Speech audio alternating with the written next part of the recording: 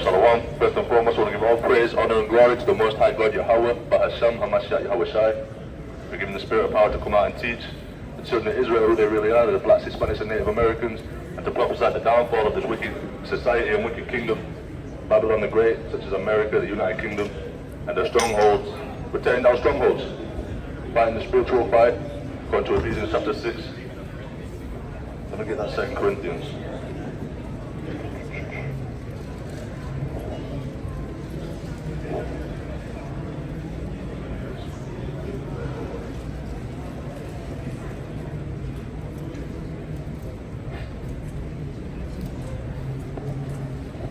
Lucky there's a lot of breathing. I'm ill. I'm sick right now. 2 Corinthians chapter 10 verse 4. For the weapons of our warfare are not carnal, but mighty through God to the pulling down of strongholds. So that's what we come out to do. We don't come out to teach Jesus loves you, damn Christianity.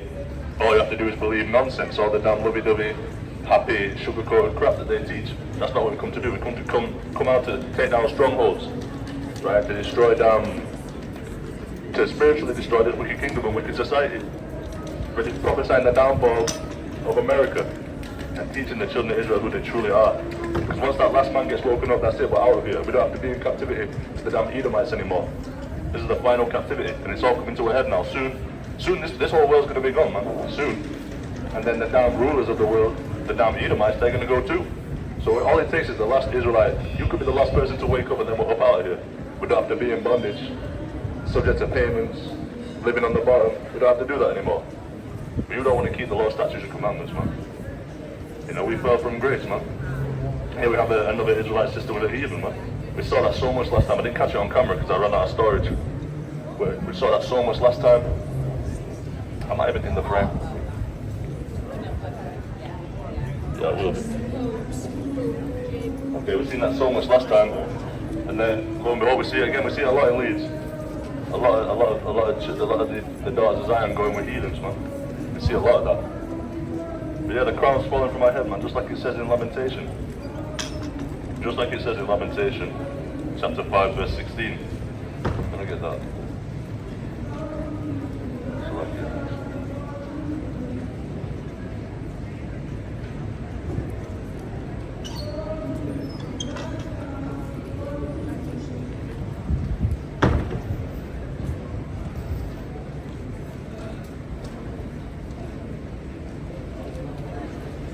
Lamentation chapter 5 verse 16.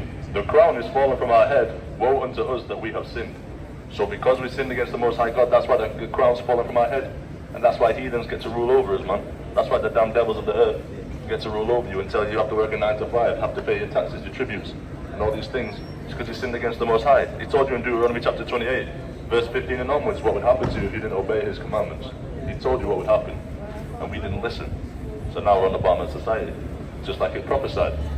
So the crown has fallen from our heads. What does it say in, I believe it's Lamentation chapter 4. Yeah, Lamentation chapter 4 verse 1. How is the gold become dim? How is the most fine gold changed? The stones of the sanctuary are poured out in the top of every street. The precious sons of Zion, which is the children of Israel, the so-called black, Hispanic, and Native Americans, it said that the precious sons of Zion, comparable to fine gold, how are they esteemed as earthen pitchers, the works of the hands of the potter? So, how is the most holy people, man, according to Deuteronomy chapter 7 verse 6, how are they now likened to down just clay, where they was likened to gold before, the most precious thing on the earth? You are the children of Israel, children of Yasharel are the most precious people on the earth, man. And now they're esteemed as damn clay, and damn dirt. That's how you're esteemed by these heathens that don't love you, right? And that's because you sinned against the Most High God. So you need to stop sinning and come back. The heathens know that if we sin against the Most High, that will be our ruin. They even have a council about this, man. This is just like Psalm 83, how they took, let me get that, how they took counsel.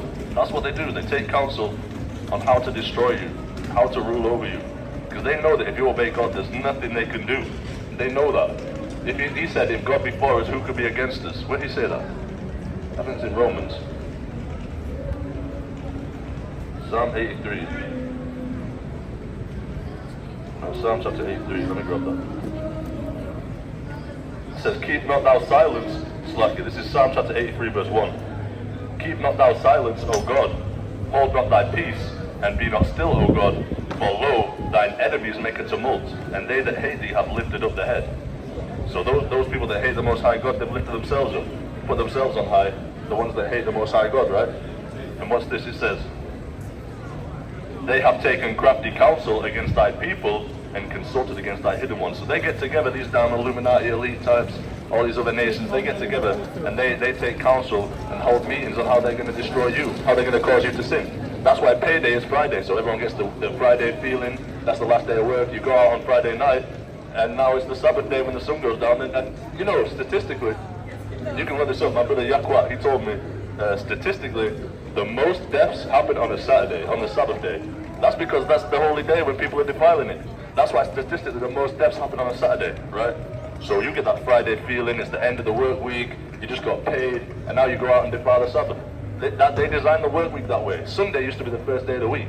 Saturday was the last day of the week. So they designed the work week that way, just like we read last time. I can't remember if it was on camera, about how Esau has the power to change times of laws now, so he can change the Sabbath day. He even said that the Catholic Church changed the Sabbath day from Saturday to Sunday by their own declared divine power, which is nothing that the Most High God said you could do. And that's why he changes times and laws. That's why he changed these days. That's why you get that Friday feeling. It's the last day of you just finished work, you don't have work tomorrow, you get paid, you go out and you defile the Sabbath. You go out and party on the Sabbath day when the sun goes down. That's why they designed it that way, man. It's crafty counsel. That's why all the food, it could be down like a chicken sandwich, and you're looking at the ingredients and it's got pork in there. It's like, why the hell is pork doing in a chicken sandwich? Right? But it's because they design it that way, because they take crafty counsel to keep you in sin. This is what it's talking about. I'll read that verse again. Psalm chapter 83 verse 3. They have taken crafty counsel against thy people, and consulted against thy hidden ones. They have said, come and let us cut them off from being a nation, that the name of Israel may be no more in remembrance. So they say, come, let's cut them off from being a nation. Just like it says in Jeremiah chapter 17 verse 4. That's why you're calling yourself black man. That's why you're calling yourself Hispanic, Native American. That's not your name is Yasharallah. But if you actually read it in the original Hebrew, it would say, they have said, come and let us cut them off from being a nation, that the name of Yasharallah may be no more in remembrance. That's what it will say. Not all of it, obviously, there's a lot of English in there, but where it says Israel, it would say Yasharallah. And guess what? If I ask somebody, hey, excuse me, see these proud rude devils can't even stop for a quick second. Excuse me, with the bag. No, I'm not trying to stop you, I'm going to ask you a quick question. A yes or no question. Are you that boring? Okay. Cool. I bet nobody could tell me what Yasharallah is. If I say Yasharallah, you probably never heard of that. And that's because they cut you off from being a nation, just like it says in Jeremiah 17 and 4. Let me grab that. Jeremiah chapter 17, verse 4.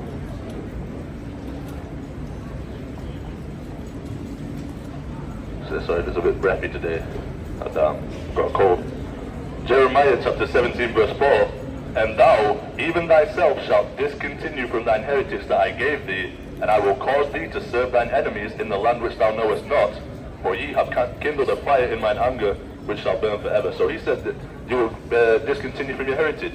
That's what it's talking about. You don't call yourself an Israelite anymore. You call yourself black, Hispanic, Native American. You don't call yourself by your true nationality, the children of Yasharallah. Right? Because they cut us off from being a nation. We'll discontinue from our heritage. And it says what? It says, and I will cause thee to serve thine enemies in the land which thou knowest not. That's why you got taken out of your land to a different place and put in chains and forced to work. That's why. It's because he says why? He says, for ye have kindled a fire in mine anger which shall burn forever. So because you disobeyed the Most High God, that's why you had to go into bondage. It wasn't just random, right? But the Edomites don't have the power to do that by themselves. They're the weakest people in the world. But the Most High God gave them the strength to do that, because he used Esau as the whipping stick, right? To whip you, to punish you. It was a punishment. It didn't happen for no reason. It was a punishment, right? So that's why that had to happen, right? That's why that had to take place. But they said that you would discontinue from your heritage. And what is your heritage? We read what the heritage is in Sirach, chapter 11, verse 17. Let me grab that.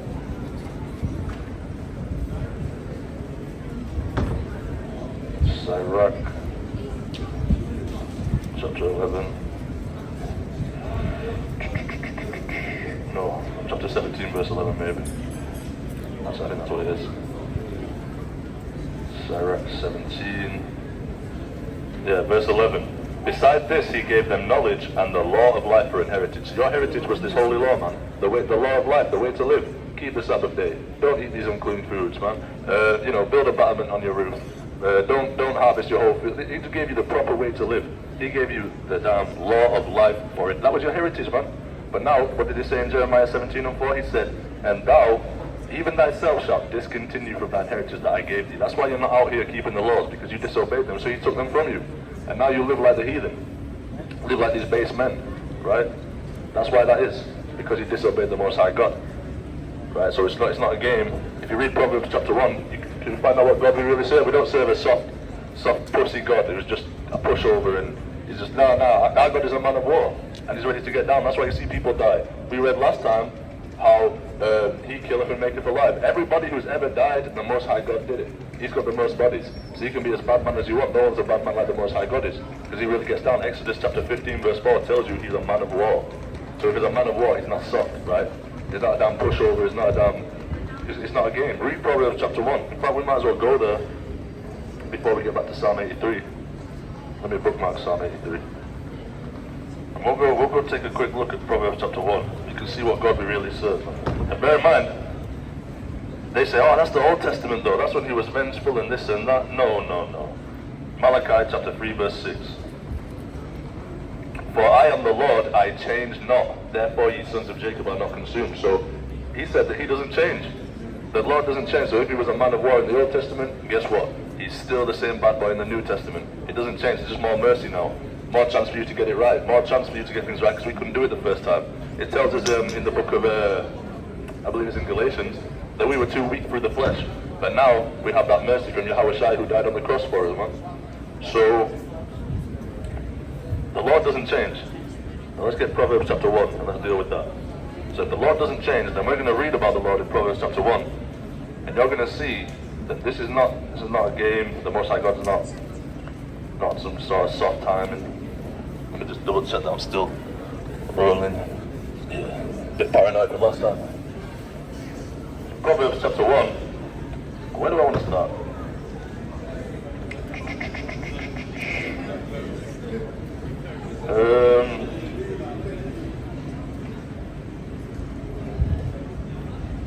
Let's just knock out the chapter. Should we do that? Now start at verse 7. Proverbs chapter 1 verse 7. The fear of the Lord is the beginning of knowledge, but fools despise wisdom in instruction. So like it. It said, the fear of the Lord, which is basically just code word for keeping the commandments. I went over that in my lesson yesterday, I believe. This is basically code word for keeping the commandments. The fear of the Lord is, hey, I didn't get a chance to check you out on Leeds News. You was telling me, bro, what? Is it a YouTube channel or what? It's on Channel 7. Channel 7, yeah? I still haven't checked it out yet, but I'll have a look. Anyway, so, what was I just saying? I was just saying, yeah, the fear of the Lord is basically keeping the commandments, and that's the beginning of knowledge. So the beginning of knowledge is keeping the commandments. It said, fools despise wisdom and instruction. It says, fools despise wisdom and instruction. So if you're a fool, you despise being instructed, being told what to do. Like in Christianity, where they say you can do what you want, just believe. That's foolish. That's foolish. So you're telling me I could blow up this whole building and still inherit the kingdom of heaven? They're telling me I could kill as many people as I want, but I believe in Christ, so I'm good to go. No, that's just foolishness. That's just stupid, right? And you know, it tells us in Sirach chapter 33 that a simple man will not be corrected, right? He just won't take correction. Hey, bro, you shouldn't be eating pork. And say, hey, get out of my business. You can't judge me. Where the hell is that? What part of the game is that? Right? Sirach chapter 33, which verse is it? I know it's in here. I might be 32, so like... Yeah, Sirach chapter 32 verse 17. A sinful man will not be reproved, but findeth an excuse according to his will, right? So he finds his own excuse according to his will. Oh, bro, you should be keeping the Sabbath day. Yeah, but I'm trying to get paper today. I'm trying to get paid. So I'm working instead. He finds an excuse according to his own will, doing what he wants to do, right? He won't be reproved. You say, hey, you shouldn't be eating pork. He says, why? Mind your own business. But I'm trying to help you. If I tell you to quit smoking a cigarette, it's not because I'm just being it's not just because I'm being an arsehole. It's because I'm trying to help you, man. That's love. It tells us in Leviticus, it's the law that we have to correct each other, and that's love. If you love somebody, you will stop them from destroying themselves, and that's just verbatim. That's simple. That's nothing tough. Let me get Leviticus chapter 19, verse 17. It says, Thou shalt not hate thy brother in thine heart.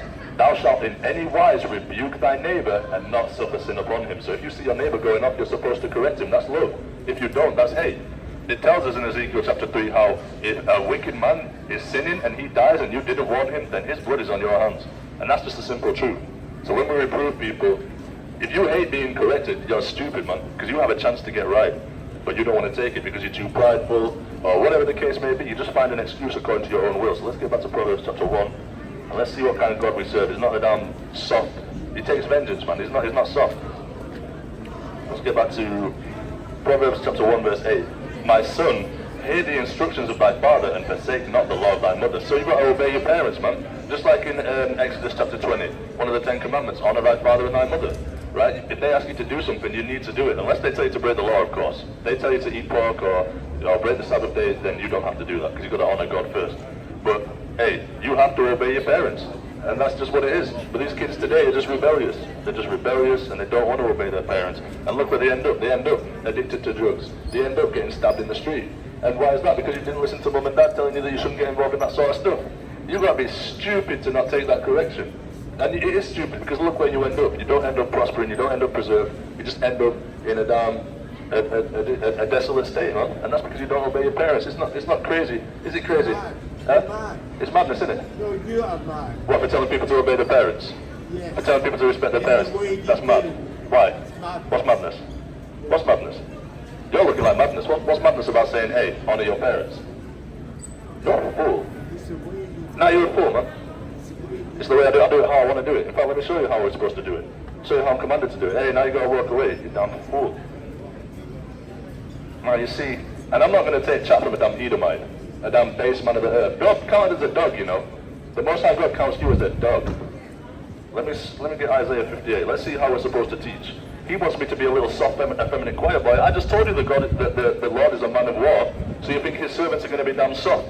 Like Christianity? Hell no, that's not how we do things, man. This is Isaiah chapter 58, verse 1. It says, Cry aloud, spare not, lift up thy voice like a trumpet, and shew my people their transgressions, and the house of Jacob their sins. So what part of the game is that where he's saying, oh, you need to go about it a different way? No, I'm commanded to cry aloud and spare not. I'm not sparing feelings, I'm telling people their sins. And that's how I'm commanded to do it. But then he's counted as a damn dog, this Edomite, this damn devil, Esau Edom, he wants to come along and try and reprove it. He's a fool, man. And we don't deal with idiots like that. So anyway, back to Proverbs chapter 1. If you want to come up and be cordial, that's cool. But if you want to come up and start saying that you don't like the way I'm teaching, well, tough. Kick rocks, move down the street. Right, this is our platform here. If you don't like it, yeah, you can say your piece, but don't be surprised when we tell you that you're a damn fool. What part of foolishness is telling someone to obey their parents, man? If your parents ask you to do something, how is it wrong to tell someone that they should do what their parents asked them to do? That man was a fool, an idiot, and I can't wait to put him in chains and destroy his pride. But anyway, back to Proverbs chapter 1. Was it verse 9? How was that? Yeah. Verse 9. For they shall be, I'll start back at 8. It says, My son, hear the instructions of thy father, and forsake not the law of thy mother, for they shall be an ornament of grace unto thy head, and chains about thy neck, right? So, the thing is, will you be an ornament of grace and chains about your neck? What do you do with chain? What's the purpose of wearing a chain? It's to show it off, right? So that's what it's supposed to do with the law, man. That's why in Matthew 5:16 it says, Let your light so shine before men that they may see your good works and glorify your Father which is in heaven. So that's why we come out here in our fringes. That's why we come out here and we teach people righteousness. It's like a chain about our neck. We show it off. We don't hide our righteousness, man. We have to show it off and let our light shine. And that's what it is. If you obey your parents, that's how it is. Excuse me, do you believe in the Most High? Believe in the Bible? Yeah, you got 2 minutes for God? 2 minutes. You busy, yeah? Hey, well, bottom line is you're an Israelite and you need to repent. See, everyone says, oh, yeah, I believe in God because it sounds good. Oh, I believe in the Bible because it sounds good. Well, your fruits aren't saying the same thing. You can say what you want. It's about what you do. Look, once again, is that heathen? Yeah, we got a damn daughter of Zion going off with a heathen again. We see this every time I come out here. It's damn daughters of Zion going off with heathens, man. Going off with the other nations, committing fornication. That's how we end up with these damn abominable relationships, man. I wouldn't be surprised she comes up dead or missing. Because that's just how these heathens work, man. They don't love you, they're sick. Get back to Proverbs. So Proverbs chapter 1, verse 10. My son, If sinners entice thee, consent thou not. If they say, come with us, let us lay wait for blood, let us lurk privily for the innocent without cause, let us swallow them up alive as the grave, and whole as those that go down into the pit. We shall find all precious substance, we shall fill our houses with spoil. Cast in thy lot among us, let us have one purse. My son, walk not thou in the way with them, refrain thy foot from their path. Right, that's what you need to do, because that's what made Job, that's part of what made Job perfect. Let me get Job chapter 1 right quick. Let me get Job chapter 1, I don't need that no more. Where's Job chapter 1? Job chapter 1. What's this? I think I went over this last time too. Job chapter 1 verse 1. There was a man in the land of Uz whose name was Job, and that man was perfect and upright, and one that feared God and eschewed evil. So what made Job perfect? Well, part of it was he feared God, which, like I say, is just code word for keeping the commandments, right? And he eschewed evil, which I went into it last time. I don't know if it was on camera. Lord willing, I actually don't, my cam phone is like a bit bugged out, so I'm using my main phone to film. It's not turning on at the minute, so I actually can't go into it. But in the Blue Letter Bible, if you go to Job chapter 1 and look at that word eschew, you'll see that it means to turn aside from, to avoid, to like turn away from. So Job would see some wickedness going on, he wouldn't get involved with that. And that's according to wisdom, just like he says. Hello, do you believe in the Bible? No? Why not? You're Christian? Muslim? Muslim? Why are you Muslim? What's your nationality, if you don't mind me asking? You got 2 minutes? She don't have 2 minutes. She might have been another nation anyway. She don't mix up, so. Muslim, what a waste of time. Oh, big waste of time.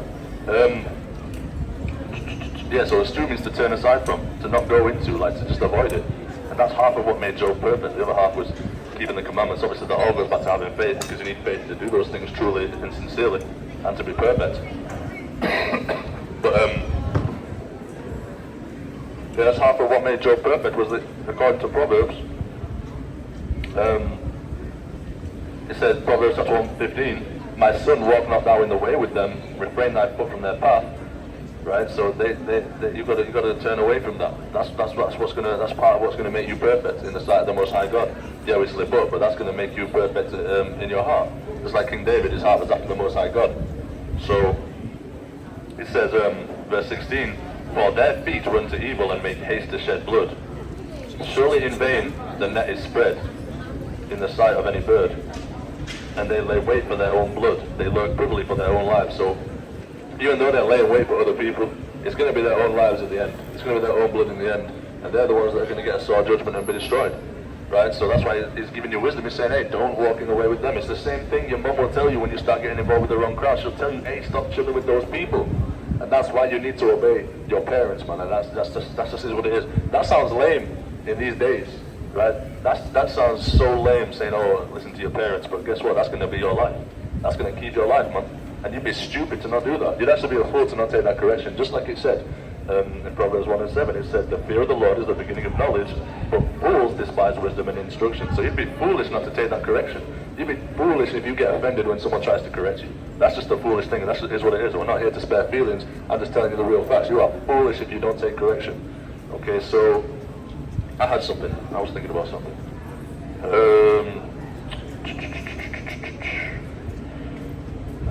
It's gone now. Right. Oh yeah, I was going to go to 1 Timothy real quick. I'll read 1 Timothy chapter 4. Because people don't want to obey their parents these days, man. They don't. And it's sad, really. It really is sad. But anyway, let's 1 Timothy. I'll be after this. Once again, select it. I'm breathing a lot. It's a bit sick right now, so it's just what it is.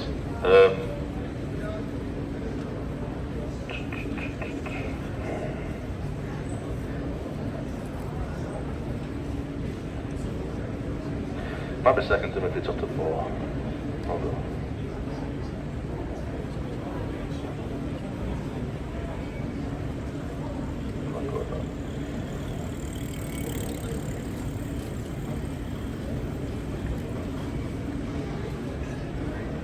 Second Timothy chapter 3, verse 1. This know also that in the last days perilous times shall come. Now perilous just means dangerous, right? Which means that dangerous times will come in the last days. That's what it's saying. It says, for men shall be lovers of their own selves, covetous, boasters, proud, blasphemous, disobedient to parents, unthankful, unholy. So people, that's just describing men today. Let's go through it. It says, lovers of their own selves. Everybody goes to the gym and takes a nice mirror selfie, and everybody's just selfish. They're just lovers of their own selves, man. Everyone's looking out to benefit themselves. It's like crabs in a bucket, man. They try and step on someone else for their success, and that's just the way it is today. So that you can't say that these prophecies aren't coming to pass. This is a crazy coincidence if everything in this book is coming to pass. But anyway, it says, "This know also that in the last days perilous times shall come, for men shall be lovers of their own selves, covetous." So they see someone driving a nice car, and they want it, and they'll do anything to get it, man. They see everybody wants to take another man's girl, and that's like some kind of great, honorable thing in this world, man. So that's because they're covetous, man. They want other people's things, they want other people's phones, they want other people's lives, they're just covetous, man. All they do is covet all day, all damn day. And it says, boasters. Now every man is boastful, everyone's pride and boastful. You forget that you're just dirt, really. You forget that you're just dirt. That's what the Most High made you from. But you want to be proud, and pride wasn't made for man. It tells you that in the scripture that pride was not made for man, right? But you want to be prideful, you want to be boastful. You want to go, hey, I got the nicest chain, I got the nicest car, I got the nicest house. Hey, I took that man's girl, I did this. Hey, that's how people are, man. They want to boast about every single thing they do. They want to be so boastful. When you forget that you're really just dirt, man. They're really nothing. So let me get back to it. It says proud. So everyone's proud. That's self-explanatory. Everybody is proud. It's hard to find humble people. And even when you do find someone who appears to be humble, it's usually just front, it's usually just deceit. And they're being humble. It's actually going back into pride because they're being humble to make a display of being humble. Like it's some special thing to just be just have some humility. So that's the thing. Everybody's proud too. Even the people that you don't think is too proud, even they might be humble. Sometimes it's just because they want you to think they're humble. That's pride. That's the exact opposite of what they're trying to display. So it's just wickedness all around, man. It's foolishness and it's perilous time. It makes things dangerous. It makes it a perilous time because people in pride, they don't fear judgment. They don't fear things, man. They think too highly of themselves that they can do whatever the hell they want to do, and that makes things dangerous. Because now you've got people who do want to take a woman by force. Now you've got people who want to kill and steal, and they're so prideful they don't think that there's anything wrong with that, and that's why it makes these dangerous times. But that's why it says also blasphemous. Hey, blasphemy is just a filthy lie, man. That's what it means. So they make filthy lies about everything, man. Everybody makes a filthy lie. Nobody's honest. Everybody's a deceiver, man. And it just is what it is. And once again, it makes things dangerous. You lie about a man, hey, you can get a man knocked off. You can get a man killed with a lie. It says that life and death is in the power of the tongue, man. Just like that boy Emmett Till back in the day. It was a woman's lie that got him killed. Life and death is in the power of the tongue, innit? If you make up a lie about somebody to someone dangerous, they might kill them. And it just is what it is, man. Or, hey, someone gets something stolen. If you lie and say that it was such and such when it wasn't such and such, they're going to go get their get back on the wrong person. And now your lie has just caused someone to die. And that's why blasphemy and filthy lies like that is just an all-around wicked thing, man. It's a dangerous thing to do. And it's not how men should be operating, man. That's pride. It all goes back to pride, man. But it makes perilous times. It makes dangerous times. So let me go back to the verse. It says, disobedience of parents. Now that was the main point right there. It said in the last days that people will be disobedient to parents. And that's exactly what it is, man. Everybody disobeys. Like I said, if you tell someone to be obedient to their parents, in this day and age, that sounds lame. Right? But it's really your life, man. Because like I say, your mum told you not to go off with that group, and now you go off with that group, and suddenly you're in a damn gang or something. Then you get stabbed, or you get addicted to drugs, or you end up in prison, or whatever the case may be. It's clear from the fruit, man. You can't make it up. If you obey your parents, and your parents are in righteousness, then that's your life, man. It's going to be your life. But if you disobey them, it's going to cost you your life. Right? So that was the main reason that I went to this verse, because it tells you in the last days that this is how people would be. Hey, you going to like a performance or something? What are you doing? I hope that's not your everyday dress. I really hope not. He sounds funny, man. Anyway, I think he's going to a play or something. I don't know. That is funny though. Looks like Lord Farquaad. Anyway. It says unthankful, unholy. So holy means separate. So they don't want to be separate and sanctified to the Most High. They want to just be part of the world and just be like everybody else. Follow the trends and do what everyone else is doing. Nobody wants to be obedient to their parents. Nobody wants to be holy. Nobody wants to be humble. Everyone wants to be pride, boastful, lovers of their own selves. Everyone's selfish today, isn't it? Everyone's selfish. Everybody loves themselves. They don't look after other people. They're not humble. And that's just what it is. And that's what it's saying in 2 Timothy. That's what it said. This know also that in the last days perilous times shall come. So this makes the times perilous, which just means dangerous. It makes it a dangerous time to be in. It says, for men shall be lovers of their own selves, covetous, boasters, proud, blasphemers, disobedient to parents, unthankful, unholy. And that's exactly how people are in these last days. That's how they operate. People used to be obedient to your parents, man. People used to be thankful and holy and humble. Not everybody all through history, but hey, the way it is now is the worst it's ever been. That's a true statement, isn't it? The way it is now is the worst it's ever been. It might be, you might have like certain modern conveniences, but nobody's been as evil as they are in these days, isn't it? Yeah.